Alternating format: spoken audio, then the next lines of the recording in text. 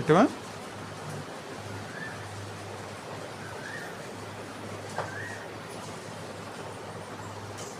చిన్న ప్రార్థన చేసుకుని ముందుకు వెళదాం. కృపా సత్య సంపూర్ణుడు ప్రభానికి వందములు స్తోత్రమైన సర్వలోకనాథుడు సర్వోన్నతుడు ఆది సంభూతుడు అద్వితీయ ప్రియుడు విందవనికి వందములు స్తోత్రమైన ఈ సమయంలో ఒకటి తండ్రి నేను నీ పరిశుద్ధ నామలు ప్రార్థిస్తుండగా సహాయం చేయండి. బలపరచిన ప్రభులైనా నీ పరిశుద్ధ నామలు మీరు మాట్లాడుతున్నప్పుడు విని గ్రహించుకునే మనసు కూడా మాకు అందరూ అనుగ్రహించిన మంచి నేలపడి విత్తనంగా నూరెంతగా ఫలించబడే విధకలేలా నీ కృపని ఎల్లవేళలా మాకు అనుగ్రహించమని మీరే మాకు తోడేయండి. పరిశుద్ధాత్మ కృప ఎల్లవేళలా కనబరుచుబడిన నీ బిడ్డలు అందరికీ తండ్రి వందం అర్థం చేసిన కృపను కూడా మాకు అనుగ్రహించిన మంచి నేల మేడపై విత్తనముగా నూరెంతగా ఫలింపజేయమని విని గ్రహించిన మనసు కూడా మాకు అనుగ్రహించమని యేసయ్య యొక్క నామములో అడిగి వేడుకొనుచున్నాం తండ్రి.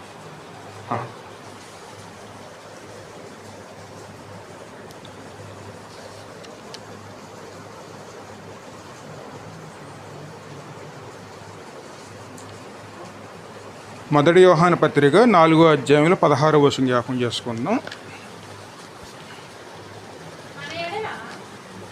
మొదటి యోహాను 4:16 తన ఎడల దేవుని కృప దేవునికి ఉన్న ప్రేమను మనము ఎరిగిన వారమై దాన్ని నమ్ముకొని ఉన్నాము. దేవుడు ప్రేమ స్వరూపి అయి ఉన్నాడు. ప్రేమ యందు నిలిచి ఉన్నవాడు దేవుని యందు నిలిచి ఉన్నాడు. హల్లెలూయా. ఎందుకంటే దేవుడు ఎవరు అమ్మా? ప్రేమ స్వరూపి. దేవుడు అంటే ప్రేమ స్వరూపి. ఈ లోకంలో చాలా రకాల ప్రేమలు ఉంటాయి. ఎందుకంటే అన్నిటికన్నా ముఖ్యమైన విషయం ఏమిటంటే ప్రేమ అనేది మొదటి స్నానం అండి. ప్రేమ లేకపోతే ఈ లోకంలో జీవించడం కూడా చాలా కష్టం అండి. రకరకాల ప్రేమలు ఉంటాయి మనకి. ఇక్కడ తల్లిదండ్రుల ప్రేమ కానీ, అన్నదమ్ముల ప్రేమ కానీ, అక్కచెల్లెళ్ళ ప్రేమ కానీ, స్నేహితుల ప్రేమ కానీ, రకరకాల ప్రేమలు అన్నీ ఉంటాయండి. కానీ అన్నిటికన్నా ఉన్నతమైన ప్రేమ ఏది అమ్మా? దేవుని ప్రేమ అండి. కానీ మనం దేని మీద ఎక్కువగా ఆధారపడుతూ ఉంటామండి అమ్మా?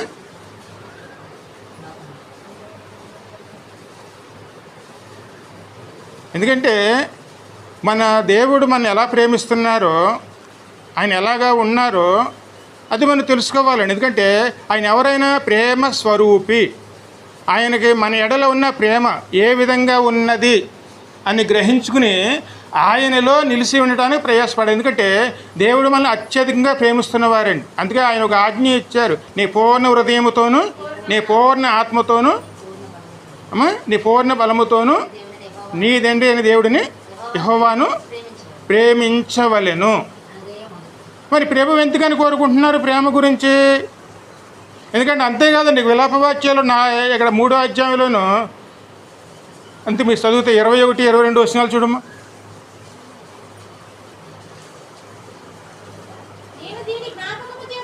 నేను దీన్ని జ్ఞాపకము చేసుకొనగా నాకు ఆశ పుట్టుచున్నది.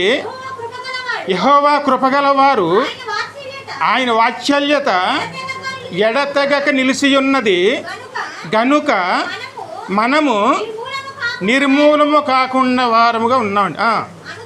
అనుదినము నూతనముగా ఆయనకు వాత్సల్యత పుట్టు. ఎవరి మీద అమ్మా? ఎందుకంటే మన కుటుంబంలో మన సభ్యుల మీద, అంటే మన పిల్లల మీద మనకు ప్రేమ పుడుతుందో లేదో, కానీ అనుదినమును. ఎందుకంటే ఒక శ్రమలో కోపం వస్తుంది, ఒక దినంలో మనం ప్రేమించే వారిగా ఉంటాం, ఒక సమయంలో దేశించే వారిగా ఉంటామండి. రకరకాలుగా మనం ఉంటాం. ఏ విషయంలోనైనా చూడండి, ఏ సందర్భం బట్టి ఆ సందర్భంగా నిలిచి ఉంటాం. దేవుడు అలా కాదండి. మనం ఏ రీతిలో ఉన్నా సరే, ఏ విధంగా ఉన్నా సరే, ఇవాళ నిన్నున్న ప్రేమ ఇవాళ కాదండి. ఇవాళ ప్రేమ ఇంకా ఎక్కువగా అవుతుంది. నిన్నటి ప్రేమ కాదండి, నూతనముగా దేవుడికి మన ఎడల ప్రేమ పుట్టుతూనే ఉన్నదండి. అందుకే మనం నిర్మూలం కాకుండా ఉన్నాం మనం. ఎందుకంటే నిన్న చేసిన అపరాధం ఇవాళ దేవుడు జ్ఞాపకం చేసుకోడండి. ఈరోజు తను ప్రేమించే విధంగా ఆయన మనల్ని నడిపించడానికి ప్రయాసపడేవారుగా ఉంటారు. అందుకే అనుదినము మన ఎడల దేవునికి ప్రేమ పుట్టుతూనే ఉన్నదండి. అందుకే అండి మొట్టమొదటి ఆజ్ఞలోనే దేవుడి ప్రేమ కనపడుతుందండి. అందుకే మొట్టమొదటి ఆజ్ఞ, 10 ఆజ్ఞలో మొదటి ఆజ్ఞ ఏంటమ్మా? అమ్మా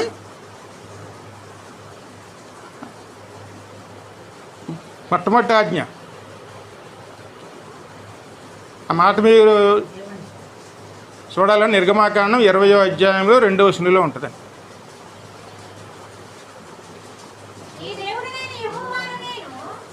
నేనే నీ దేవుడినైనా యెహోవాను నేనే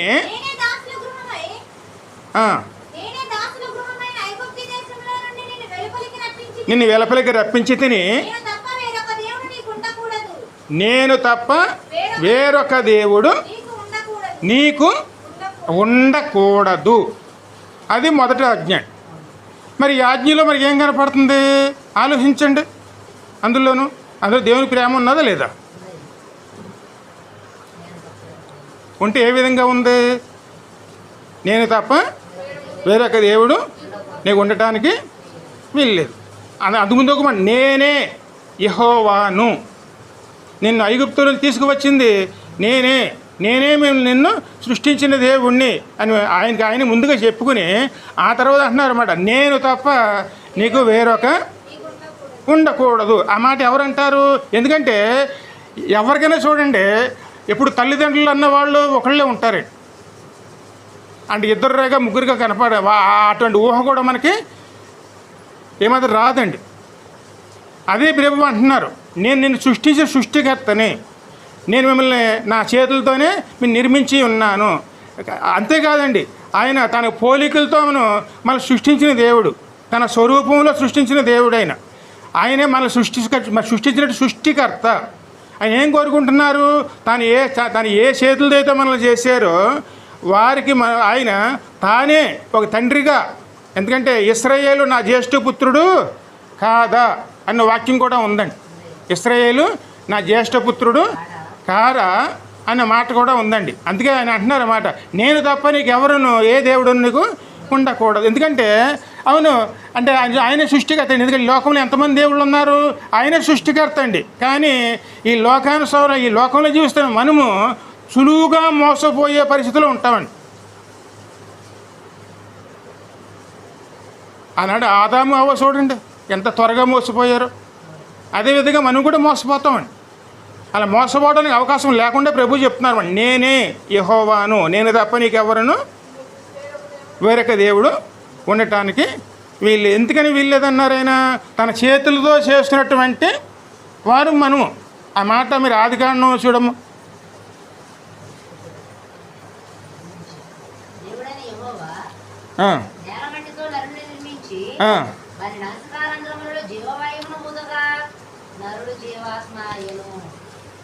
ఇంకా ముందు నుంచి చదువు 23 నుంచి చూడు, మొదటి అధ్యాయంలో చూడము.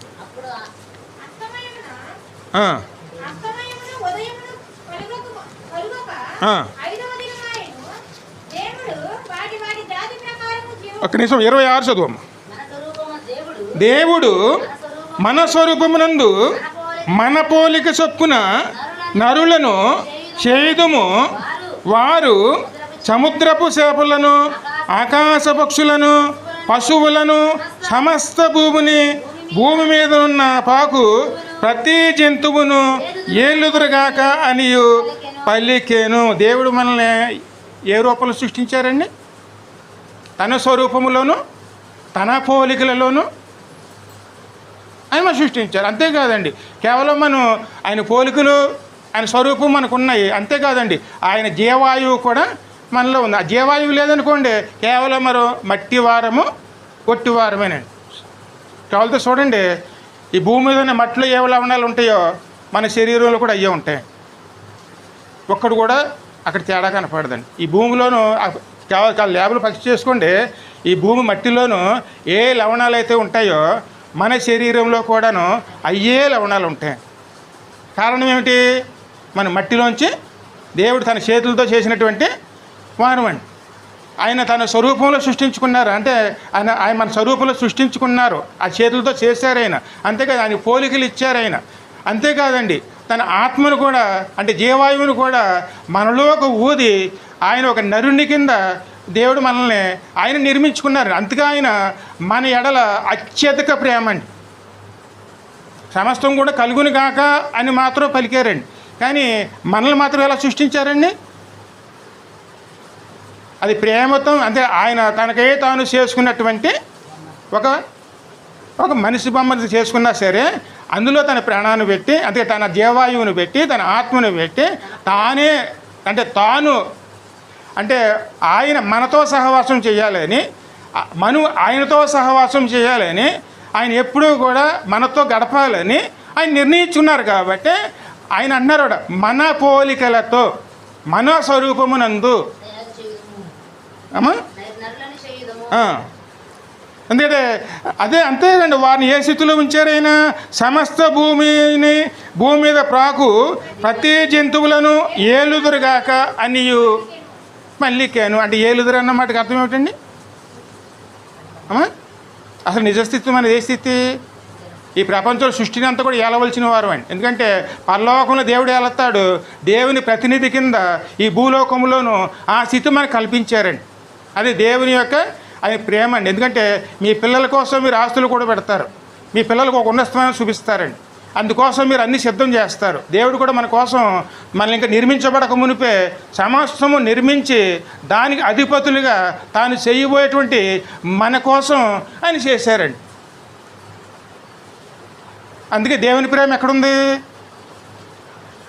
ఆ ప్రేమ గల దేవుడు కాబట్టి మొట్టమొదటి ఆజ్ఞ కింద, అంటే మొట్టమొదటిగా దేవుడు చెప్పిన మాట ఏమంటే, నేను తప్ప నీకు వేరొకరు ఉండకూడదు. మరి ఆ కోరటంలో న్యాయమా లేకపోతే అన్యాయమా? మీ చేతులు చేసుకునే చిన్నపిల్లలు చూడండి, మీ చేతులు చేసుకునే మీ బొమ్మలే ఎవరన్నా వచ్చి పట్టుకెళ్ళిపోతే మీరు ఊరుకుంటారా? అగర్ మీరు చేసుకునే వస్తువులు మీ అనుకుంటారా, వేరే వాళ్ళు అనుకుంటారా? ఆయన జీవాయు వేయకపోతే మనం కేవలం ఒక ఆట బొమ్మలం అండి, కేవలం మట్టి బొమ్మలం. కానీ దానికి ఆయన ఏమి ఇచ్చారు? ఆయన తన జీవాయు ఊది, తన పోలికలు ఇచ్చి, తన స్వభావాన్ని ఇచ్చి, తానే సమస్య జరిగించి ఒక ఉన్నతమైన స్థానంలో దేవుడు మనం నిలిపి, ఆయన కోరుకున్న దేవుడు అంటే మొట్టమొదటిది ఆయన కోరుకున్న దేవుడు అంటే ఆ మాట ద్వితీయోపదేశకాండంలో ఉంటున్న 6వ అధ్యాయం 5వ వచనం.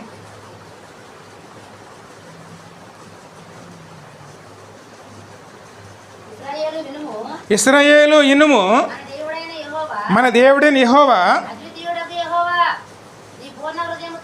నీ పూర్ణ హృదయముతోను, నీ పూర్ణ ఆత్మతోను, నీ పూర్ణ శక్తితోను నీ దేవుడైన యెహోవాను ప్రేమింపవలెను. హల్లెలూయా. ఇది దేవుని కోరికండి, ఇది ఆజ్ఞ, ప్రాముఖ్యమైన ఆజ్ఞ. అందుకే ఆయన ఏం ఆజ్ఞాపించారండి? నీ పూర్ణ హృదయముతోను, నీ పూర్ణ ఆత్మతోను, నీ పూర్ణ శక్తితోను నీ దేవుడిని యెహోవాను ప్రేమింపవలెను. ఈ లోకంలో ఉన్న ప్రేమల్లోనూ పూర్ణంగా ఉంటుందండి అమ్మా. అన్నదమ్ములమైన ప్రేమ, ఆస్తిగాడు ఏమైనా చిన్న తేడా వస్తే అమ్మా. అందుకే మొట్టమొదటి హత్య ఎక్కడ జరిగింది ఈ లోకంలోనూ అమ్మా? మొట్టమొదటి హత్య ఎక్కడ జరిగింది? ఈర్ష. తమ్ముని దేవుడు ఆశీర్వించాడు, నన్ను ఆశీర్వించలేదు. నేను తీసుకొచ్చిన కానుకుని దేవుడు చూడలేదు, తమ్ముడు తీసుకొచ్చిన దానికి ఆశీర్వించాడు అని ఈర్ష. ఆ ఈర్ష ఏం చేసిందండి? మొట్టమొదటి సోదర ప్రేమ ఉండవలసిన చోట ద్వేషం పెంచుకుని ఎడకి తమ్ముడిని కొట్టి చంపేశాడు. అది ఈ లోకంలో ఉన్న ప్రేమ, అందులో లోపం ఉంది, అందుకే పూర్ణం కాదండి. ఈ లోకంలో ఏ ప్రేమగా కూడా పరిపూర్ణం కాదండి. పరిపూర్ణమైన ప్రేమ ఉండాలి ప్రభు కోరుతున్నారు. అది కూడా ఎవరిలోనూ మనలో ఉండాలని, మన పరిపూర్ణంగా దేవుని ప్రేమించాలని దేవుని కోరికండి. మీరు కానుకలు ఇస్తారా, ఎవరా, లేకపోతే ఏమి దేవుడు అడగడు. దేవుడు మొట్టమొదటి మనం అడిగింది ఏమిటి?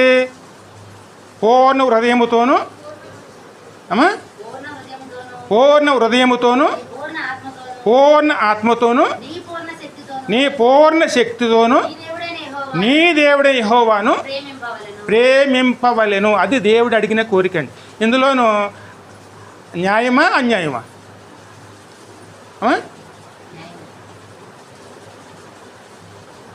అంటే దేవుడు కోరిన కోరికలోనూ ఇక్కడ న్యాయమా లేదా అన్యాయమా?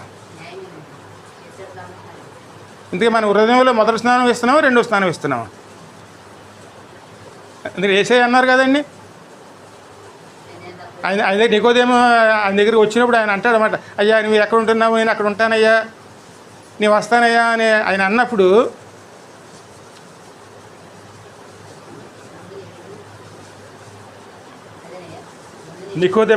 నెతయేలు ఆయన అన్నప్పుడు అంటమాట, నక్కలుగా బొరియలు ఉన్నవి కానీ ఆకాశ పక్షుల గూళ్ళు ఉన్నవి కానీ మనిషి కుమారుడు తలవాల్చుకోవటానికి ఇష్యూమంత స్థలమైనను లేదు. ఎందుకంటే మనిషి కుమారుడు తలవాల్చుకోవటానికి అంటే మన హృదయంలోనూ దేవునికి ఏ స్థానం ఉందండి? అంటే దేవుడు ఇచ్చిన మొట్టమొదటి ఆజ్ఞ దేవుని కోరిక. ఆ కోరిక తీర్చే పరిస్థితిలో మనం ఉన్నామా? లేదండి. మనం ఎలాగున్నా సరే, ఏ స్థితిలో ఉన్నా సరే, ఏ పరిస్థితిలో ఉన్నా సరే దేవుని ప్రేమ మాత్రం ఏమాత్రం తక్కువ కాదు. అందుకే అనుదినము ఆయన వాత్సల్యత ఎలాగుందండి? దినదినము కూడా ఎడతెగక పుట్టుతూనే ఉన్నది. మనం ఎన్ని అతిక్రమాలు చేసినా, ఎన్ని విధాలుగా దేవుని దూరమైన పరిస్థితులు వచ్చినా సరే దేవుడు మాత్రం మనల్ని విడిచిపెట్టడం లేదండి. అందుకోసం ఆయన కుమారుని పంపించారు. ఆయన తానే ఈ లోకానికి వచ్చారు, ఆయన ప్రాణం పెట్టారు, ఆయన విమోచించడానికి తను చేయవలసినవన్నీ కూడా అన్నీ చేశారండి. కానీ ఎన్ని చేసినా సరే మనం దేవుడు ఆయన చెప్పిన విధంగా మనం ముందుకు వెళ్ళగలుగుతున్నామా? అందుకే చూడండి, పూర్ణ హృదయముతోనూ పూర్ణ ఆత్మతోనూ పూర్ణ సత్యముతోనూ నీ తండ్రి అయిన దేవుణ్ణి ప్రేమించి ఆరాధించాలండి. దేవుని ప్రేమించలేకపోతే మీరు మొదటి యోహాను పత్రిక అంతా చదవండి, ఆ పత్రిక అంతా కూడా దేవుని ప్రేమ గురించే ఉంటుందండి. నీ సహోదరుని ప్రేమించలేకపోతే నీ దేవుడిని ఎలా ప్రేమిస్తావు? కనిపించేటువంటి నీ సహోదరుని నువ్వు ప్రేమించలేనప్పుడు కనిపించని నీ దేవుని ఎలా ప్రేమిస్తావు? అందుకే ప్రేమ అనేది చాలా ప్రాముఖ్యం అండి. ఆ ప్రేమ దేంట్లో ఉండాలి? మనల్ని సృష్టించిన సృష్టికర్తను దేవుని మీద మన ప్రేమతో మనం సమస్తం కూడా జరిగించుకునేవారునే ఉండాలి. అలా ఉన్నామనుకోండి, ఖచ్చితంగా దేవుడు మన సహకారిగా తోడే. అదేవిధంగా మత్తయి సువార్త 22 చూడ 37 నుంచి 40 వరకును.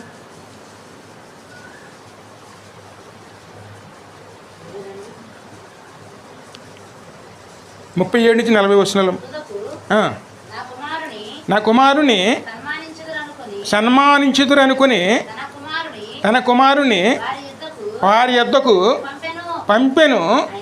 అయినను ఆ కాపులు కుమారుని చూసి ఇతడు వారసుడు, ఇతనిని చంపి ఇతని స్వాస్యము తీసుకొందుము రమ్మని తమలో తాము చెప్పుకొని అతనిని పట్టుకుని ద్రాక్ష తోట వెలుపలే పడవేసి చంపిరి. ఎందుకంటే ఇశ్రాయేలు ప్రజల పాపంలో పడిపోయినప్పుడు, వాళ్ళు దేవునికి దూరం అయిపోతున్నప్పుడు దేవుడే దయ తెలిసి అంటే ఆ యొక్క ద్రాక్ష తోట అంటే ఇశ్రాయేలు ప్రజలండి, వాళ్ళ సమాజం అండి.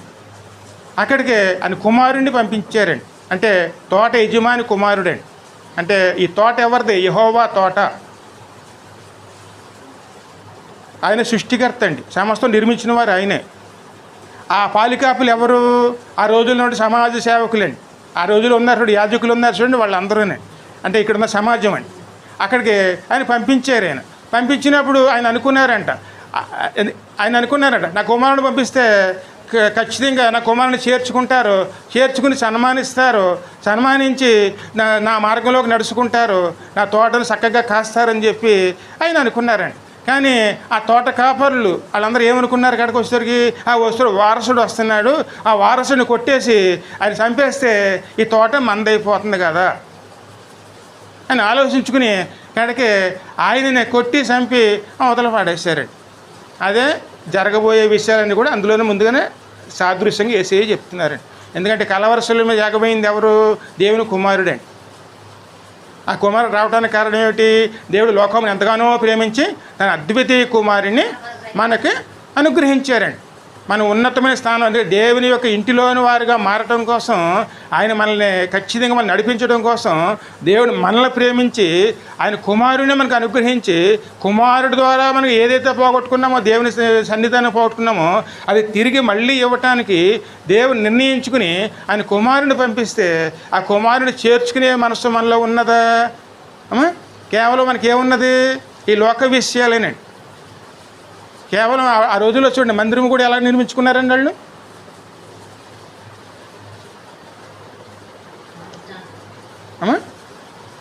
వాళ్ళ ఇష్టానుసారంగానే.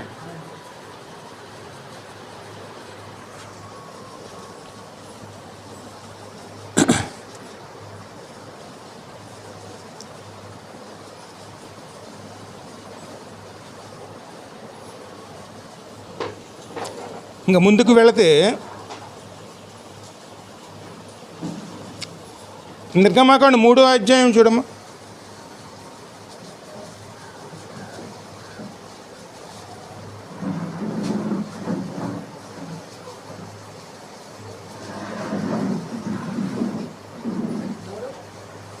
మూడో అధ్యాయం 7-8 వస్తున్నారు.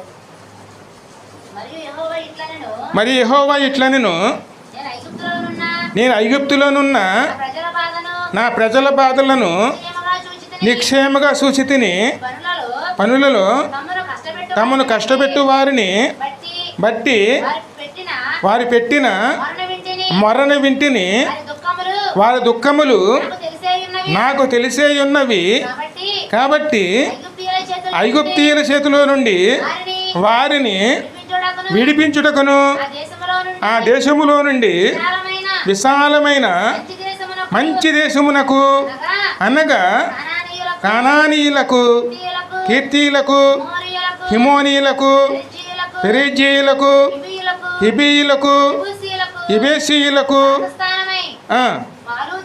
పాలు తేనెలు ప్రవహించు దేశమునకు వారిని నడిపించుటకును దిగి వచ్చి ఉన్నాను. మరి దేవుడే దిగి రావడానికి కారణం ఏమిటి? ఆ రోజుల నుంచి ఈ రోజు వరకు కూడా దేవుని బిడ్డలు పడుతున్న శ్రమలు అనేకమండి. పాపముల వల్ల, అపరాధాల వల్ల, దోషముల వల్ల వచ్చినటువంటి ఆ ఫలితాలు అన్నీ కూడా ప్రజలు అనుభవిస్తూనే ఉన్నారు. ఆ రోజుల నుంచి ఈ రోజుల వరకు కూడా, ఆదాము మొదలుకొని ఈ రోజు వరకు కూడాను పాపముల జీతాన్ని వారు అనుభవిస్తూనే ఉన్నారు. అందుకోసం ప్రభువే, ఆయనే ఆ బాధను చూసి, ఆ కష్టాలు చూసి, ఆ ఇబ్బందులు చూసి వారిని విడిపించడం కోసం ఆయనే దిగి వచ్చారు. ఎందుకంటే తన చేతులతో సృష్టించినటువంటి తన బిడ్డల యొక్క పరిస్థితులు చూసినప్పుడు దేవుడిని నేర్చుకున్నారు. ఆయనే కిందకి ఆయనే దిగి వచ్చారండి. దిగి వచ్చి ఎన్ని సంవత్సరాలు నడిపించారు ఆయన? 40 సంవత్సరాలండి. ఒకసారి ఆదికాండం 5:1 చూడమ్మా.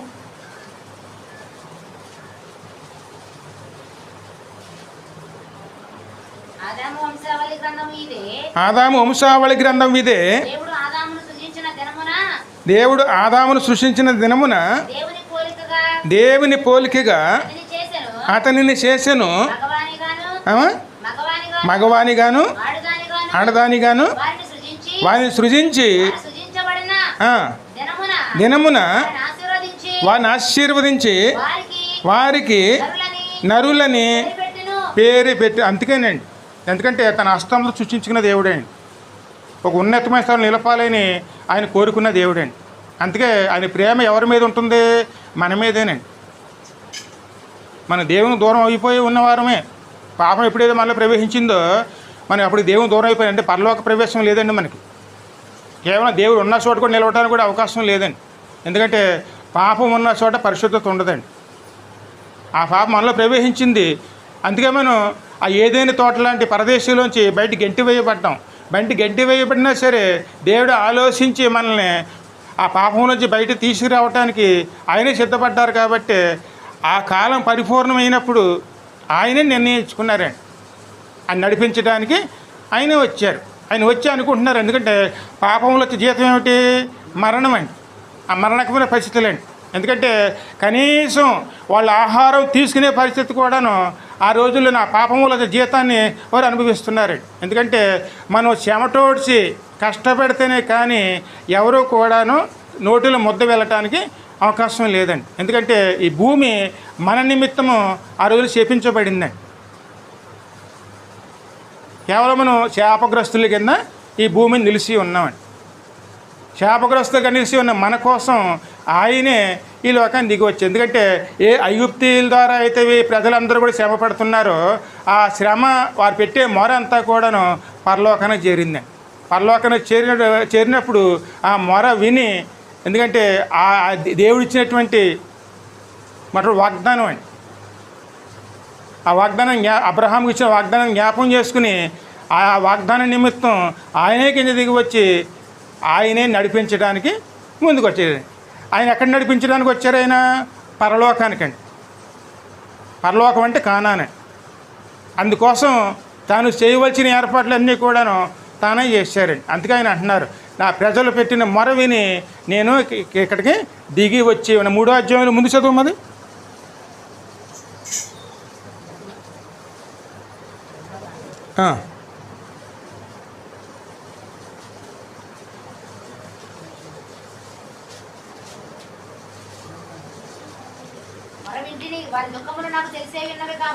వారి దుఃఖం నాకు తెలిసే ఉన్నవి కాబట్టి ఐగుప్తు చేతుల నుంచి వారిని విడిపించుటకును ఆ దేశములో నుండి విశాలమైన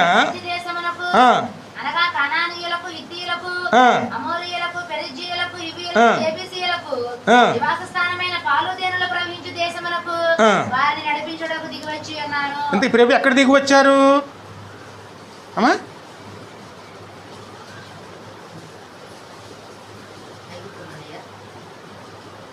పరలోకం నుంచి భూమి మీదకండి. ఈ భూమి మీద ఎందుకు వచ్చారు ఆయన? మన పాపములు, అపరాధములు, దోషముల వల్ల పడుతున్న బాధలు ప్రభు చూసి అందులోంచి విడిపించడానికి, అందులోంచి వాళ్ళని ఖచ్చితంగా విడిపించి నడిపించడానికి కానాను అనేటువంటి ఏ పరదేశీ అయితే పోగొట్టుకున్నారో ఆ పరదేశీలోకి నడిపించడానికి, కానాన్లోకి నడిపించడానికి ఆయనే ఈ లోకానికి రావడానికి కారణం ఏమిటి? మనం పడుతున్న బాధలు చూసండి. అందుకే యేసయ్య అన్నటువంటి ప్రయాసపడే భారంలో మోస్తున్న సమస్త జనులారా నా యొద్దకు రండి, నేను మీకు విశ్రాంతిని కలగజేతును. దేవుడు మొట్టమొదట ఆయన ప్రేమను చూపించింది ఇక్కడేనే. ఆయనకున్న ప్రేమ కడకి పరలోకానికి దిగి వచ్చి మనల్ని విడిపించడానికి ఆయన నడిపించింది. అందుకే దేవుని ప్రేమ అనుదినము కూడా వాత్సల్యతను అందుకే మనం దేవుని ప్రేమించేవారుగా ఉన్నాం అనుకోండి, ఖచ్చితంగా ఆయన కనుదృష్టి మన మీదే ఉంటుందండి. దేవుని ప్రేమించాలి. ప్రేమించడం అంటే ఏమిటి? మొదటి స్థానం ఇవ్వాలి. ఎప్పుడు మొదటి స్థానం అండి. అంతేకాని నాకు వీలు ఉన్నప్పుడు నేను ఆరాధించుకుంటాను, నాకు ఖాళీ ఉన్నప్పుడు దేవుని సన్నిధానంలో నడుస్తాను, నాకు అన్నిటికన్నా అన్నీ నా ప్రాముఖ్యం, కానీ దేవుని సన్నిధానం శివస్థానం అంటే దేవుడు ఆలకించే దేవుడు కాదండి. మొదటి స్థానం ఎవరిదే? దేవునిదేనండి. అందుకోసం దాని ప్రాణాన్నే పెట్టడానికి సిద్ధపడ్డారండి. అందుకే పూర్ణ హృదయముతోనూ, పూర్ణ ఆత్మతోనూ, పూర్ణ శక్తితోనూ నీ దేవుడని యెహోవాను ప్రేమింపవలెను. ప్రేమ లేనివాడు నా వాడు కాదని ప్రభు ఎప్పుడూ చెప్పారండి. దేవుని ప్రేమించాలండి. ప్రేమించడం అంటే ఏమిటి? దేవుడితో సహవాసం చేయటం అండి. ఆయనతో సహవాసం చేసామనుకోండి, ఏ పరిశుద్ధత అయితే మనం పోగొట్టుకున్నామో అది తిరిగి దేవుడు మనకు అనుగ్రహిస్తారు.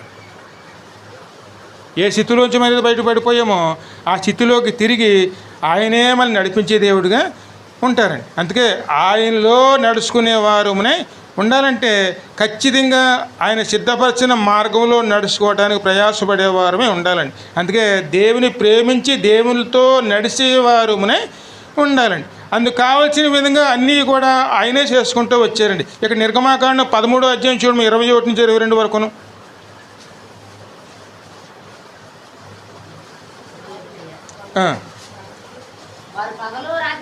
వారి పగలు రాత్రియును ప్రయాణము చేయనట్లుగా యెహోవా త్రోవలో వారు నడిపించుటకై పగటి వేళ మేఘస్తంభముగాను వారికి వెలుగునిచ్చుటకై రాత్రి వేళ అగ్ని స్తంభముగాను ఉండి వారికి ముందుగా నడుచుచూ వచ్చెను. హల్లెలూయా.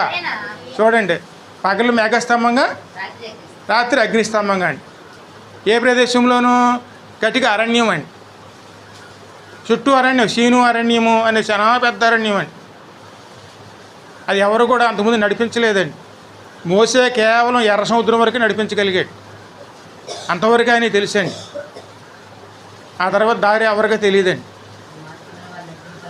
అది భయంకరమైన అరణ్యం అండి. ఆ అరణ్యం దగ్గర దగ్గర కొన్ని వేల కిలోమీటర్లు ఉంటుందండి. కేవలం అరణ్యమును ఎడారిని, నీళ్లు ఉండవండి.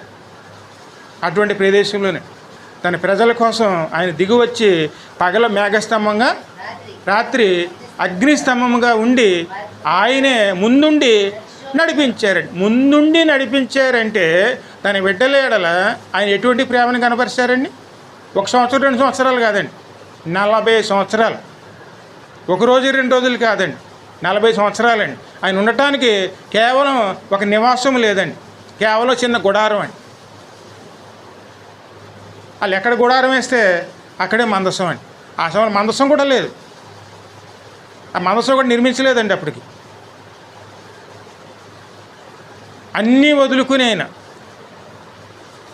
అన్నీ పక్కన పెట్టి ఇవాళ ఎవరి కోసం వచ్చారండి?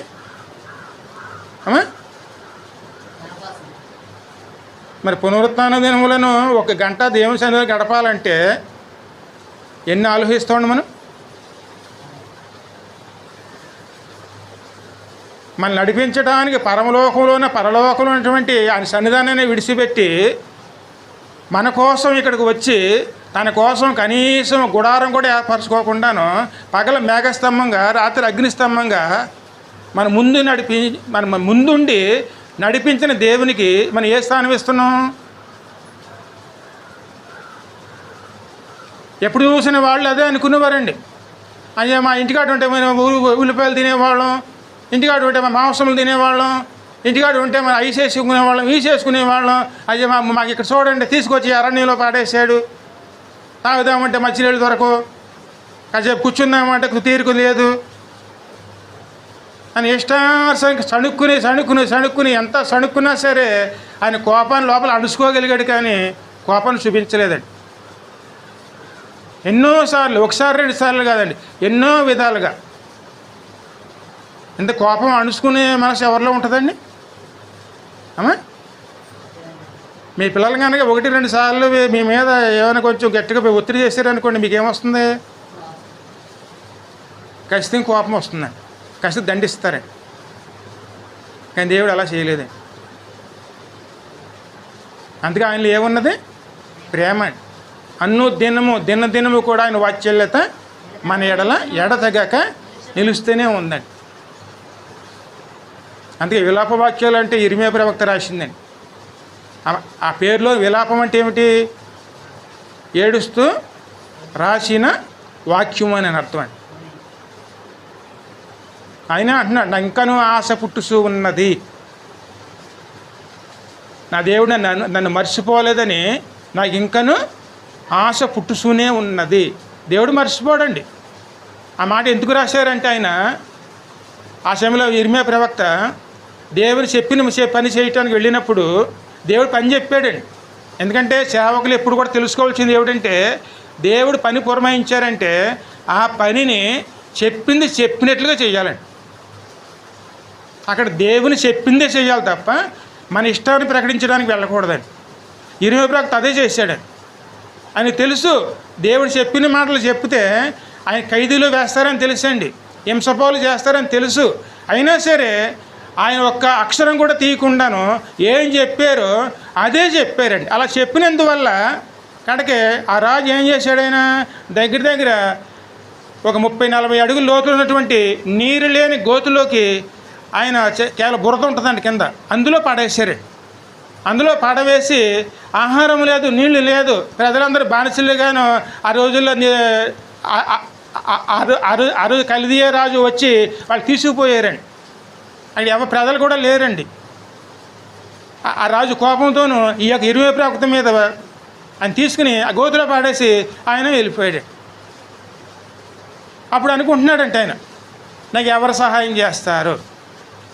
అప్పుడు గుర్తుకొచ్చింది, నేను నీకు తోడై ఉంటాను. మొదటి అధ్యాయంలో ఉంటుందండి, నేను నీకు తోడై ఉంటాను. ఆ మాట జ్ఞాపకం చేసిన అనమాట. ఇంకనూ నాకు ఆశ పుట్టుతూ ఉన్నది. మనం ఏ స్థితిలో ఉన్నా సరే అక్కడ మన గురించి ఆలోచించే వాళ్ళు ఎవరండి? తల్లి మరిసిన, తండ్రి మరిసిన, మరవను ఎడబాయిను అన్న దేవుడు ఎవరు? ఆయనేనండి. మనం మర్చిపోయినా దేవుడు మర్చిపోడండి. ఆయన ఎలా మనల్ని ప్రేమిస్తున్నారో మనం ఆయన్ని అలా ప్రేమిస్తే చాలండి. అందుకంటే ఆయన ప్రేమలో ఏమీ లేదు.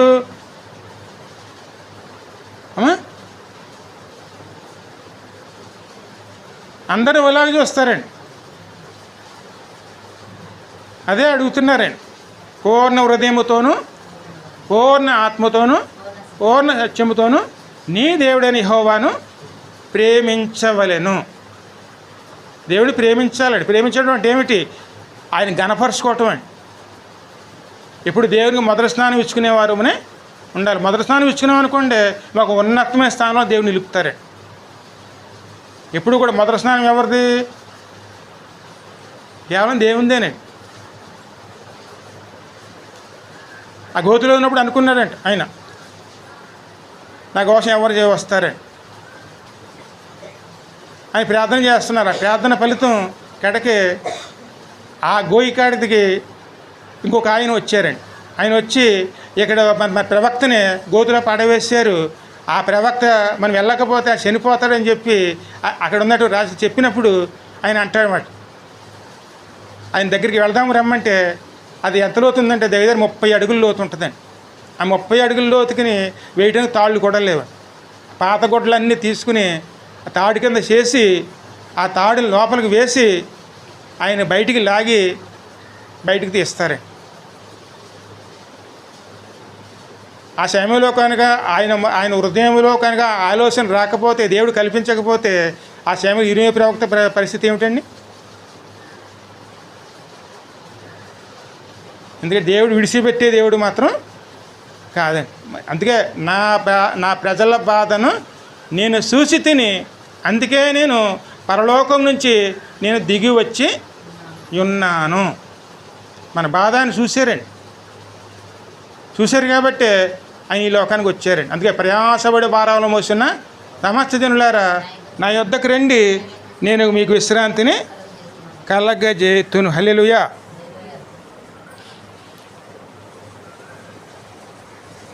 ఇంకా ముందు చదువు 22 వరకు చదువురమ్మా.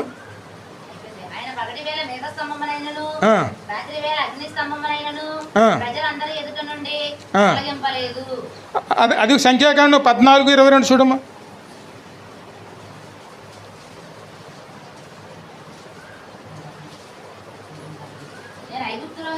నేను ఐగుప్తులోను అరణ్యములోను చూసిన క్రియలను నా మహిమను చూసిన ఈ మనుషులందరూ ఈ 10 మారులు నా మాట వినక నన్ను. అందుకే మనలో లక్షణం ఏమిటండి? పక్కనే దేవుడు ఉంటాడు. దేవుడిని చూస్తాం, మన సమస్యను చూస్తామా? పక్కనే దేవుడు ఉన్నాడు. పగల మేఘస్తాము, రాత్రి అగ్నిస్తాము, ముందుండి నడిపించారు ఆయన. వారి సమస్యలను చూశారండి. ఒకసారి కాదండి, 2 సార్లు కాదు, 10 మారులు నన్ను పరిశోధించి శోధించిరి. దేవుడిని పరిశోధించి శోధించే స్థితిలో మనం ఉన్నామండి. కేవలం మనం ఎవరు? మనం ఒట్టివారం మట్టివారం అండి. 10 మార్లు అండి. ఇంకా ముందు చదువు.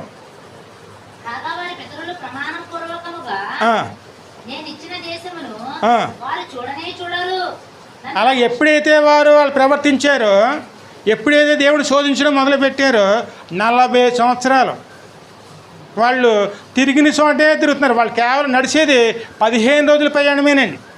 15 రోజుల ప్రయాణాన్ని 40 సంవత్సరాలు కొనసాగించి కానానికి వెళ్ళలేక కడకి ఆ అరణ్యములోనే నిర్మూలం అయిపోయారు. మనం అంతే, జీవితాంతం ప్రభు సన్నిధానంలో ఉంటాం, కానీ పరలోకం వెళ్తామని నమ్మకం ఉందండి? అమ్మా, ఈ లోకంలో తిరిగాడుతూనే ఉంటాం, వెళ్ళిపోతామే అనుకుంటాం, మన నడిపించే దేవుడు ఉన్నాడు అనుకుంటాం, వాక్యమే నడిపిస్తుంది మనల్ని. కానీ వాక్యంలో మనం ఏ విధంగా నిలిచి ఉన్నాము, ఏ విధంగా పరిపూర్ణంగా దేవుని మీద ఆనుకుని ఉన్నాము, దేవుని చెప్పిన ప్రతి మాటని మనం ఏ విధంగా తీసుకుంటున్నాము, దేవునితో మనం ఎలా నడుస్తున్నాము, మనం నడిచిన విధానాన్ని బట్టే కాలాన్ని చేరగలుగుతాం. ఆ మాట ప్రభువే చెప్పారు. ఆయన, నన్ను 10 మారులు ఈ ప్రజలు నన్ను శోధించితిరి, పరిశోధించి శోధించితిరి, కనుక మీరు ఎన్నడూను మీరు కానాను చూడరని నేను శపథము చూడనే. సో ఎవరు చూశారు? కాలేబు ఒకడని, యెహోషువ ఒకడండి, అంతే, ఇద్దరేనండి. ఇద్దరే. కనుక మోసే కూడా చూడలేదు, అహరోను చూడలేదు, వాళ్ళతో చనిపోయారు. ఎందుకంటే వాళ్ళు చేసిన పని. దేవుని బిడ్డల్ని, దేవుడికి ఎంత ప్రేమ ఉందంటే చూడండి, మోసే దేవుడు ఎన్నుకున్న నాయకుడండి, స్నేహితుడు అన్నాడు ఆయన. కాని మాట ఒక్క మాట పలికాడు. ఇంత కాని మాట అంటే ఏమిటి? అందుకే మీ పిల్లల్ని ఎవరన్నా సరే ఓ మాటతో తిట్టారు అనుకోండి, మీకేమొస్తుంది?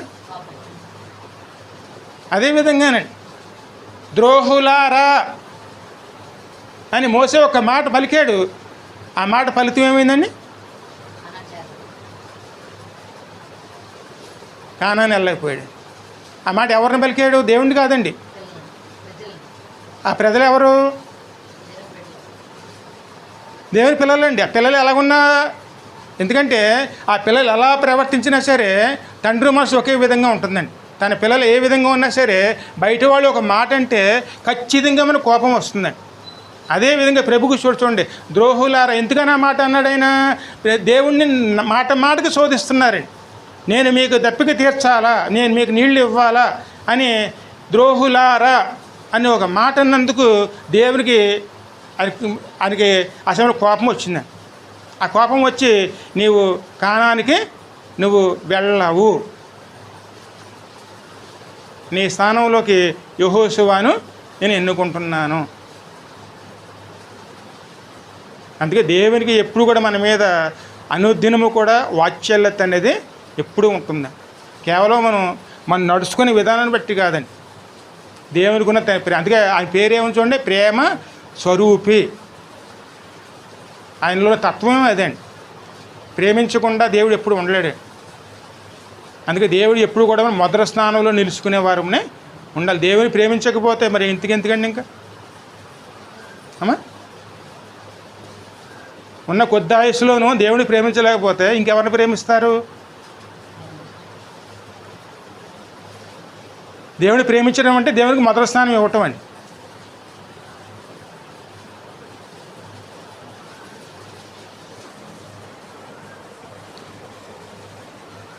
ఆఖరి ఏ విధంగా తీస్తున్నారు? నిర్గమాకాండం 32 చూడమ్మా.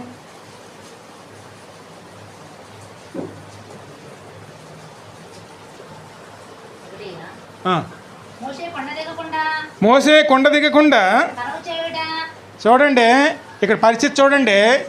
దేవుడు ఇచ్చిన మొదటి ఆజ్ఞ ఎప్పుడు ఇచ్చారు ఆయన? మొదటి ఆజ్ఞ ఇచ్చినటువంటి కొద్ది రోజుల్లోనే ఈ సంఘటన జరిగింది. మొదటి ఆజ్ఞ ఎప్పుడు ఇచ్చారు? 10 దశాజ్ఞలండి. మోసే అక్కడ 40 రోజులు ఉపవాసం ఉండి దేవుడు ఇచ్చిన ఆజ్ఞలు తీసుకోవడానికి కొండ మీదకి వెళ్ళారండి. అంటే కొండ మీదకి తీసుకువెళ్ళారండి అహరోను, మోసే, అదేవిధంగా యెహోషువ. ముందు వెళ్ళిన తర్వాత అహరోన్ని కింద పంపించేసిన తర్వాత మోసేను అక్కడ వెళ్ళిన వారు మోసే కూడా ఇంకో కాలేబు ఎవరు వీళ్ళందరూ ఉంటారండి. వాళ్ళు పంపించి అక్కడ ఉన్నప్పుడు 40 రోజులు దేవుని యొద్ద ఉండి అవన్నీ రాసినవన్నీ కూడాను ఒక 2 పలకల మీద రాసి ఆ 2 పలకలో కూడాను మోసే చేతిలో పెడతాడండి. మోసే చేతిలో పెట్టేటప్పటికి కింద నుంచి వస్తేనే పెద్ద కోలాహలం వినపడుతూ ఉంటుందండి. కోలాహలం అంటే ఏమిటి? ఈ 40 రోజుల్లోనూ ప్రజలు కూర్చుని ఆ మోసే కూడా ఎదురు చూస్తున్నారు. ఏంటి మనల్ని తీసుకొచ్చి ఇక్కడ పాడేసాడు, మనం ఇక్కడే కూర్చుంటే కానానికి ఎప్పుడు వెళ్తాం, మనం కానానికి వెళ్ళాలి కదా, ఇక్కడ ఎందుకు కూర్చోవటం అని చెప్పి ఆ మోసే మీద విసుగుదల వచ్చి ఇసుకోవటం మొదలుపెట్టారండి. ఇంకా ఈ మోసే మనకు రాడు, కానీ ముందు మమ్మల్ని నడిపించడానికి మాకు ఒక విగ్రహ బొమ్మని తయారు చేసి ఆ బొమ్మని మాకు ఇమ్మని చెప్పి వారిని అక్కడ ఉన్నటువంటి అహరోను మీద ఒత్తిడి చేయటం మొదలుపెట్టారు. ఈ మోసే మా దగ్గర రాడు, కానీ మోసే మమ్మల్ని నడిపించడు, కానీ మమ్మల్ని నడిపించడానికి మాకు ఒక బొమ్మను తయారు చేయండి, ఆ బొమ్మే మా దేవుడు అని చెప్పి అది తీసుకుని మీ ప్రయాణమై ముందుకు వెళ్తామని చెప్పి వీళ్ళు ఒత్తిడి చేసేటప్పటికి ఆ ఒత్తిడి భరించలేక ఆయన ఏం చేశాడండి, మీ ఒంటి మీద ఉన్నటువంటి బంగారాన్ని తీసుకురండి, అవన్నీ తీసుకొచ్చిన తర్వాత నేను చేస్తానని ఆ బంగారం అంతా తీసుకొచ్చి అహరోను చేతిలో పెడితే ఆ బంగారం అంతా తీసుకుని ఒక నంది బొమ్మను తయారు చేసి అక్కడ పెట్టాడు. అందుకే బంగారం ఎవరిచ్చారు అమ్మా? దేవుని ప్రేమ అక్కడ కనపడుతుంది చూడండి. ఐగుప్తులో వాళ్ళు బానిసలుగా ఉన్నప్పుడు బోసి మెడలతో తన బిడ్డలు రావటం మనకి ఇష్టం లేక ఐగుప్తి ప్రజల యొద్ద నుంచే వాళ్ళకే వాళ్ళు అడగగానే వాళ్ళ మీద ఒంటి మీద ఉన్నటువంటి నగలన్నీ తీసి ఇశ్రాయేలు ప్రజల స్త్రీల యొక్క అందరూ అలంకరించి పంపించేలాగా దేవుడు చేశాడండి. అంటే ఇశ్రాయేలు ప్రజల ఎందుకంటే ఆడవాళ్ళు బోసి మెడలతో రావటం దేవునికి ఇష్టం లేక దేవుడు ప్రేమించిన వారు కాబట్టి తన పిల్లల కోసం ఎవరైతే బానిసల కింద వాడుకున్నారో వాళ్ళ వద్ద నుంచే సమస్తం అన్నీ కూడా నగలన్నీ తీపిచ్చి వారి చేత అలంకరింపజేసి కానానికి నడిపించడానికి ముందుని నడిపించారండి. మరి దేవుడిచ్చిన బంగారాన్ని ఇప్పుడు దేనికోసం ఉపయోగించుకుంటున్నారు అమ్మా?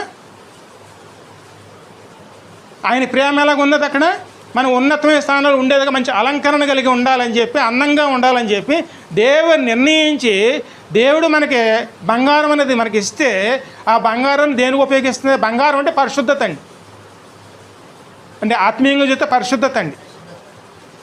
మరి ఆ బంగారం దేనికి ఉపయోగిస్తున్నారు అమ్మా? ఇంకా ముందు చదవండి మన నిర్గమాకాండం 32వ అధ్యాయంలో.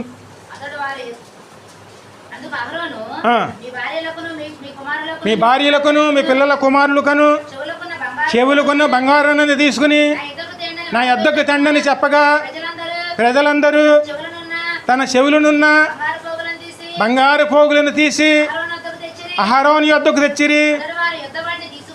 అతడు వారి యొద్ద అతను తీసుకుని ఒకదానికి ఒక రూపాన్ని తయారు చేసి కోత పోసిన దూడగా చేసి అప్పుడు ఓ ఇశ్రాయేలు ఐగుప్తు దేశంలో నుండి నిమ్ములను రప్పించిన ఈ దేవుడు ఇదియే అని. ఇప్పుడు చెప్పండి, నేనే యెహోవాను, నేను తప్ప వేరొక దేవుడు ఉండకూడదన్న మాట ప్రభు ఎందుకు ఆజ్ఞ ఇచ్చాడండి? ఈ పరిస్థితి వస్తాను ముందే తెలిసిండి ఆయన. ఏ మనసు కలిగిన వారు మనం ఆయన ముందే తెలుసు. అందుకే ఆయన అన్నారు నేనే అన్న మాట ఫస్ట్ అన్నారండి. నేనే యెహోవాను, నేను తప్ప మరొక దేవుడు నీకు ఉండకూడదు. ఆజ్ఞ ఎందుకు ఇచ్చారండి? ఈ పరిస్థితి వస్తుందని తెలిసి వాళ్ళందరూ తీసుకుని ఏం చేస్తున్నారు? పండగ చేస్తున్నారండి, నాట్యాలు చేస్తున్నారండి, ఒక విందు భోజనం ఏర్పాటు చేశారండి, గంతులు వేస్తున్నారండి, తాగేవాళ్ళు తాగుతున్నారు, గంతులు వేసేవాళ్ళు గంతులు వేస్తున్నారు, శుతించేవాళ్ళు శుతిస్తున్నారు. దేనికి శుతిస్తున్నారు? బొమ్మకండి. అంత కోలాహలంగా ఉన్నది. ఆ కోలాహలం ఎక్కడ కనపడింది? కొండ మీద కనపడుతుందండి. ఆ కొండ మీద దిగి వస్తున్నారు. ఎవరు దిగి వస్తున్నారు? మోసేనే అంత మోసే యెహోషువ ఇద్దరు దిగి వస్తున్నారండి. యెహోషువ అంటాడు, ఏటి అడావుడేటి అని. అప్పుడు దేవుడు అంటాడనమాట, నీ ప్రజలు. అంతవరకు ఎవరు అన్నారు? నా ప్రజలు అన్న దేవుడు. అక్కడికి వస్తాడు ఏమంటారన్నా, నీ ప్రజలు చాలా తొందరలోనే తప్పిపోయారు. చాలా తొందర అంటే ఏమిటి? ఆజ్ఞ ఇచ్చాక 40 రోజులు అవ్వలేదండి. ఆజ్ఞ ఇచ్చి 40 రోజులు పూర్తి అవ్వలేదండి. రక్షణ తీసుకుని కొద్ది రోజులే అయింది మనకి. కానీ మన రక్షణ మనం ఎలా కాపాడుకుంటున్నాం? ఆ నీళ్ళలో మునిగినప్పుడు ఉన్నటువంటి ఇచ్చినటువంటి వాగ్దానం, అంటే మన దేవుడికి ఇచ్చినటువంటి నిబంధనకి ఏ నిబంధన అయితే మనం ఇచ్చి మన ఆ రోజు వాగ్దానం చేసామో ఆ వాగ్దానానికి బద్దులమై ఉన్నామా అమ్మా? అందుము చెప్పకుండాను అది చేయలేదండి ప్రభు కూడాను. అందుముందే ప్రభువే చెప్పారు ఆయన.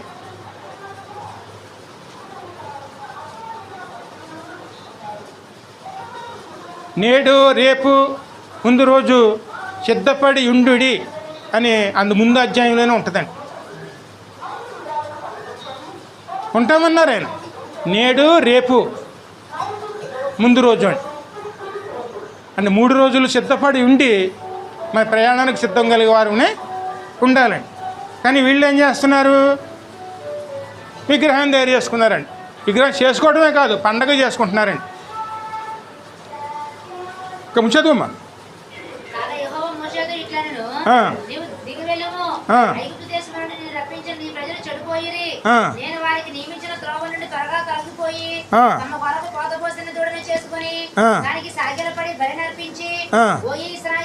ఓ ఈ ఇశ్రాయేలు ఐగుప్తు దేశంలో నుండి నిన్ను రప్పించిన నీ దేవుడు ఇదే అని చెప్పుకోరిని అనెను.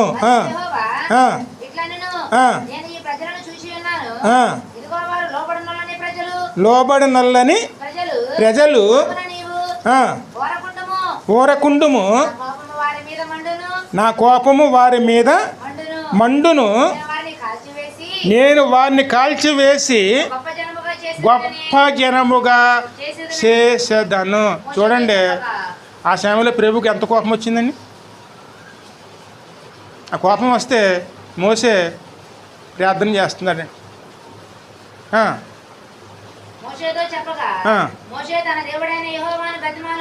తన దేవుడైన యెహోవాని బతిమాలుకొని, యెహోవా నీవు మహాశక్తి గలవాడువు, బాహుబలము గలవాడువు, ఐగుప్తు దేశములో నుండి తప్పించిన నీ ప్రజల మీద ఈ కోపము మండనేల. ప్రభు చేసిన ప్రార్థన ఒకసారి జ్ఞాపం చేసుకోండి.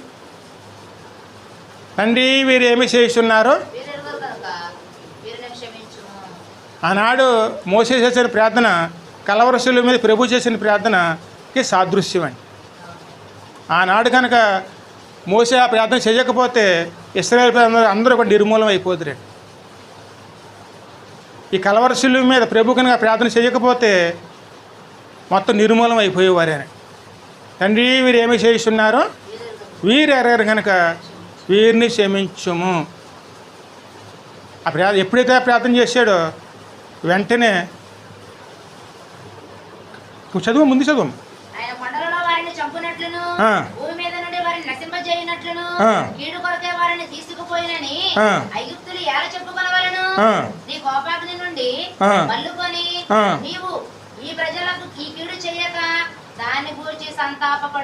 చూడండి, దేవుణ్ణే సంతాపపడుము. అందుకే మోసే లాంటి ప్రవక్త కానీ మోసే లాంటి నాయకుడు కానీ ఈ ప్రపంచంలో మరి ఎక్కడ దొరకరండి. ఆయన స్థానం ఎవరిదే? కేవలం యేసయ్యదేనే. మోసే కన్నా గొప్పవాడు ఇక్కడ ఉన్నాడు అంటాడు. ఆ ప్రార్థన చేయకపోతే వాళ్ళు నిర్మూలం అయిపోయేవారు. అందుకే దేవుని కోపం కేవలం 2 క్షణాలనే, కానీ దేవుని వాత్సల్యత ఎడతెగక నిలుస్తుందండి. ఎందుకంటే దేవుని కోపం 2 క్షణాల కోపం వస్తేనే మనం నిలవలేమండి, మనం కేవలం నిర్మూలం అయిపోతామండి. కానీ దేవుని వాత్సల్యత ఎలా ఉంటుందండి? దినదినము కూడా నూతనంగా పుడుతూనే ఉంటుందండి. ఇంకో క్వశ్చన్ ముందు చదువు. అబ్రహామును, ఇస్సాకును, ఇశ్రాయేలును జ్ఞాపకము చేసుకొనుము. నీవు వారితో ఆకాశ నక్షత్రముల వలె మీ సంతానమును అభివృద్ధి చేసి నేను చెప్పిన ఈ సమస్త భూమిని మీ సంతానమునకు ఇచ్చేదననియు వారు నిరంతరము దాన్ని హక్కుదారులవుదురనియు వారితో నీ తోడని ప్రమాణము చేసి చెప్పితివలెను. అంతటా యెహోవా తన ప్రజలకు చేసేదనని చెప్పిన కీడును గూర్చి సంతాపపడెను. చూడండి, అంతకుముందు కోపం ఏమైపోయిందండి? మొత్తం కోపం అంతా సుధారిపోయింది. ఇప్పుడు ఇప్పుడు ఇప్పుడు ఉన్నది ఏమిటి? ప్రేమ మాత్రమే. దేవుని కోపం ఎప్పుడు ఎక్కువ రోజులు ఉండదండి, కొద్ది క్షణాలేనండి. ఆ కొద్ది క్షణాల్లో కానీ మనం జ్ఞానంగా నడుచుకున్నామంటే మళ్ళీ మనం ఏదేం పోగొట్టుకున్నామో అది తిరిగి ఇవ్వటానికి ఎప్పుడూ దేవుడు సిద్ధంగానే ఉంటారు.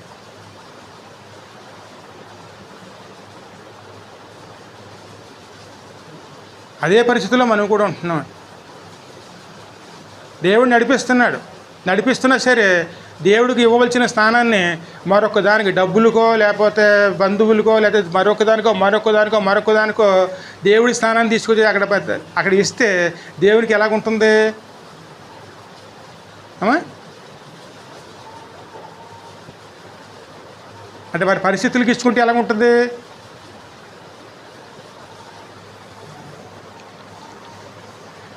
నూట 6వ కీర్తన 19-20 వచనాలు చదువమ్మా. 6వ కీర్తన 19-20 వచనాలు.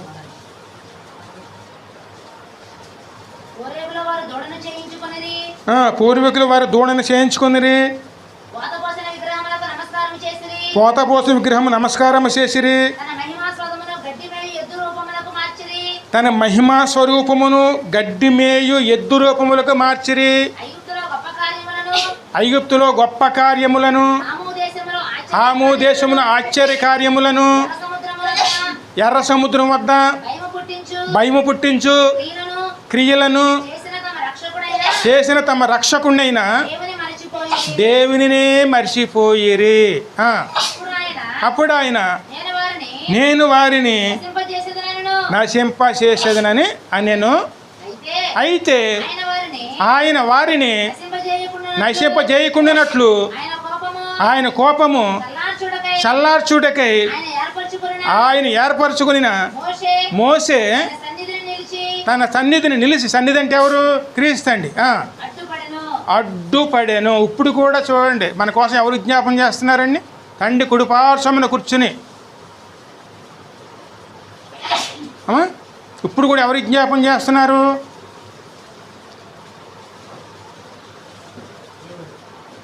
ఇప్పుడు కూడానండి రెండో రాకడ వచ్చే వరకు కూడా తండ్రి కుడిపార్శ్వమున కూర్చుని మన కోసం విజ్ఞాపన చేస్తూనే ఉంటారండి. ఆ విజ్ఞాపన చేయకపోతే దేవుని కోపంలో మనం నిర్మూలం అయిపోతాం.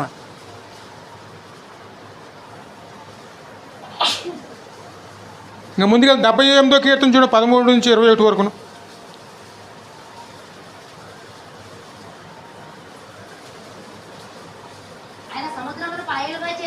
సముద్రంలో పాయలుగా చేసి అతని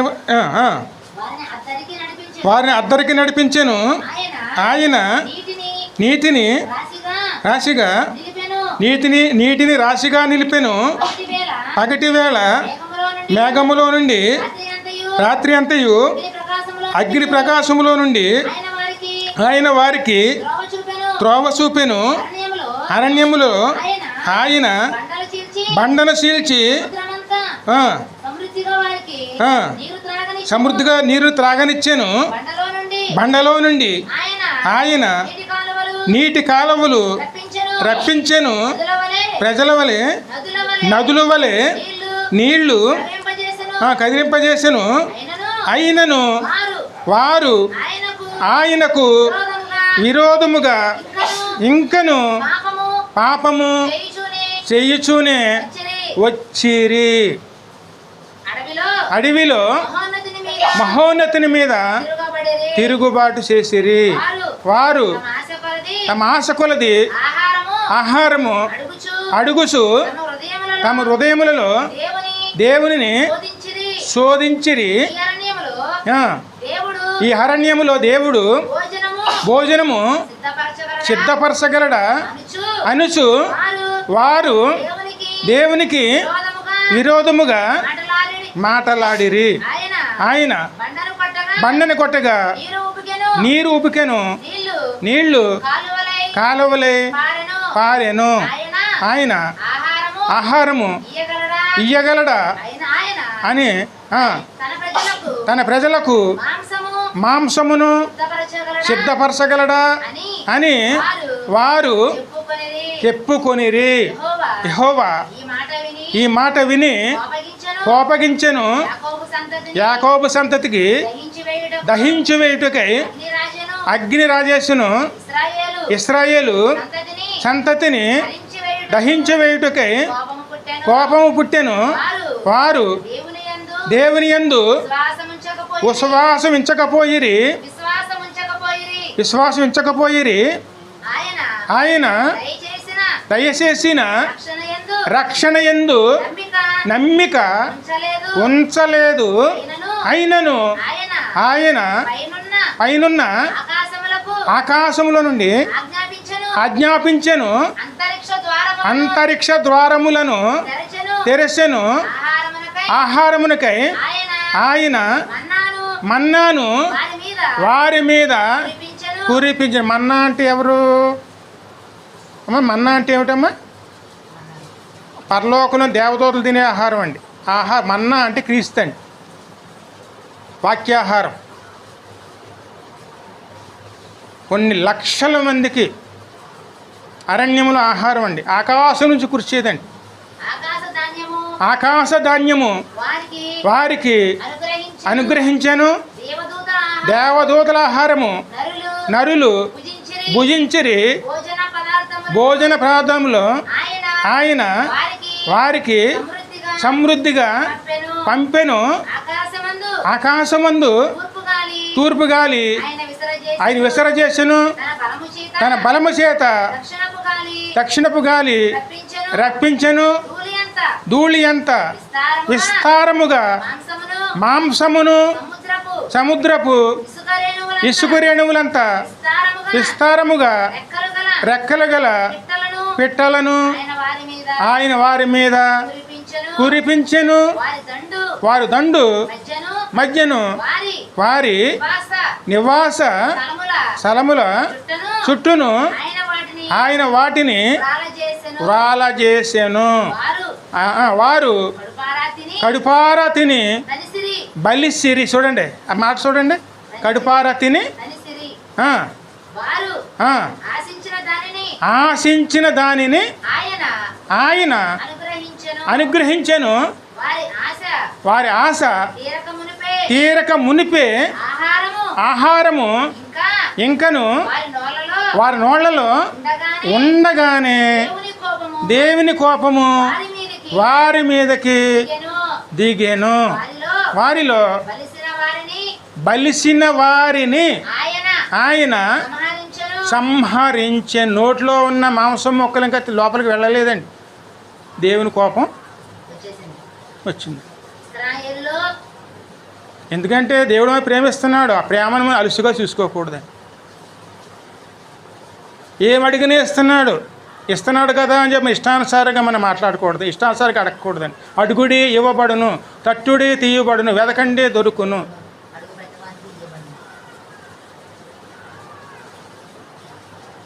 ఎన్నో ప్రభు ఇచ్చినా సరే ప్రభుని గణపరిచారని ఎక్కడ వాక్యం ఉందండి అమ్మా?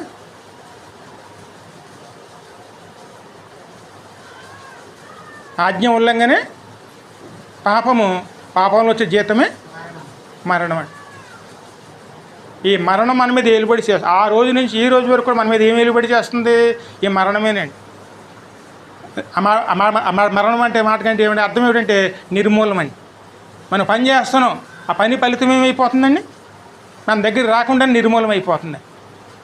ఆ పని ఫలితం వస్తుందో లేదో మనకు తెలియదు. కారణం ఏమిటి? మనలో ఉన్న పాపమే మనం చేసిన పనులకి ఆటంకంగా మారుతుంది. విత్తనం వేస్తున్నాం కానీ తిరిగి ఎంత పట్టుకొస్తామో మనకే తెలియదండి.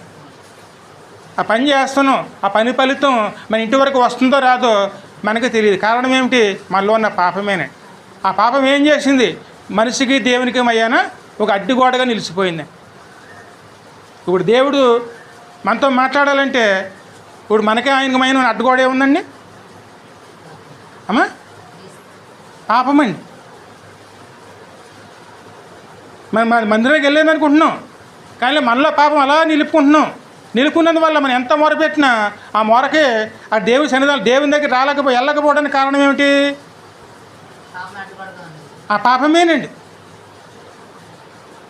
అందుకే దేవుడు ఎంతగానో ప్రేమించి తన అద్వితీయ కుమారుడు పంపించి ఆ పాపాన్ని నిర్మూలన కింద ఆ కుమారుణ్ణి మనకి అనుగ్రహం. అందుకే దేవుని ప్రేమ నిరంతరము కూడా వర్ధులుతూనే ఉంటుంది, కానీ విడిచిపెట్టేది కాదండి. ఎంతగా వీళ్ళు దూరం చేసినా సరే ఆయన ఆలోచన ఏమిటి, ఈ పాపం పూర్తిగా నిర్మూలం అయిపోతే వీళ్ళు ఎలాగైనా సరే నా వైపు తిరుగుతారు.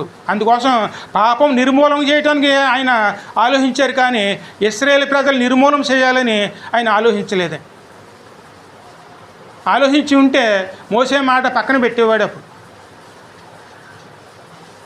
మొత్తం నిర్మూలన చేసేస్తాన దేవుడు మోసే చెప్పిన మాట విని వెనకే వాళ్ళని ఏమి చేయకుండా వదిలిపెట్టారండి.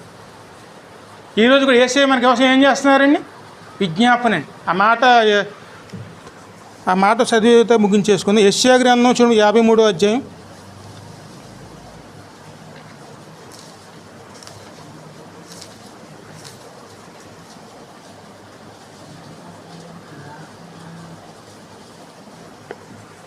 ఆఖరి 12 వస్తున్నాం. కావున గొప్పవారితో నేను అతను పాలు పంచిపెట్టేదను, కన్నులతో కలిసి అతని కొల్ల సొమ్ము విభాగించుకును. ఏలయనగా మరణము నొందినట్లు అతడు తన ప్రాణము దారపోసెను. అతిక్రము చేయవారిలో ఎంచబడవాయను అనేకుల పాపములను భరించుచు తిరుగుబాటు చేసిన వారిని గూర్చి విజ్ఞాపనము చేశాను. ఇప్పుడు ఎవరు ప్రార్థన చేశారు అంటే మనందరి కోసం తన ప్రాణం పెట్టారు. అయినా సరే ఇప్పుడు మన కోసం ఏం చేస్తున్నారండి, విజ్ఞాపనం అండి. వీరేమి చేస్తున్నారో వీరెవరు కనుక వీరిని క్షమించము. ఆ రోజు మోసే ప్రార్థన వాళ్ళ ప్రాణాలది అరువు కాపాడిందండి. ఈరోజు చేసే ప్రార్థన మనం మందిరంలోకి వచ్చినా సరే దేవుని యొక్క సమాధానం చూస్తున్నాం. అందుకే దేవుని మీద మరి ఎటువంటి ప్రేమ ఉండాలండి, దేవునికి మన మీద ఏ ప్రేమ ఉన్నది, దేవునికి మనం చూపించే ప్రేమ ఎటువంటిది. చిన్న చిన్న కారణాలు పెట్టుకుని దేవుని సన్నిధానంలో ఆయన్ని సంతోషపెట్టే వారికి ఉంటున్నామా? ఏ స్థితికి వచ్చేస్తున్నామంటే ఆరాధన చేయవలసిన వారం ఆరాధనలో ఉండం, ప్రార్థన చేయవలసిన వారు ప్రార్థనలో ఉండం, అది స్తుతించి గణపరిచే వారం గణపరిచే వారిలో ఉండం. కేవలం మనం ఏ విధంగా ఉండగలుగుతున్నాం అమ్మా? కానీ మనకన్నా ముందుగా వచ్చేది ఎవరు సమాజంలోకి? అందరికి ముందుగా వచ్చేది ఆయనండి. ఆ మాట ప్రకటనగా మొదటి అధ్యాయంలో ఉంటుందండి. ఆ సంఘముల మధ్య నేను సంచారము చెయ్యను అని ఇప్పుడు కూడానండి. ప్రతి సంఘంలో కూడా ఆది నుంచి అంతం వరకు కూడా ఆయన ముందుగానే వస్తారండి.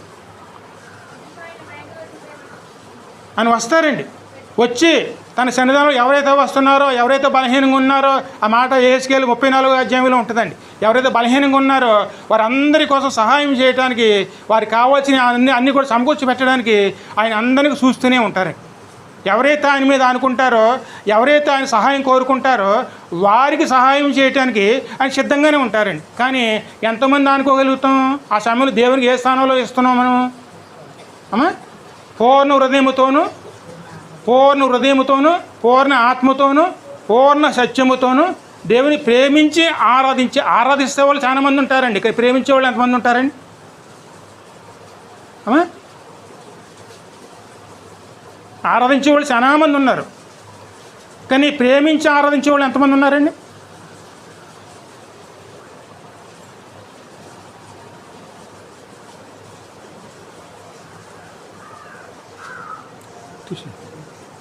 చిన్న ప్రార్థన చేసుకుని ముందుకు వెళదాం.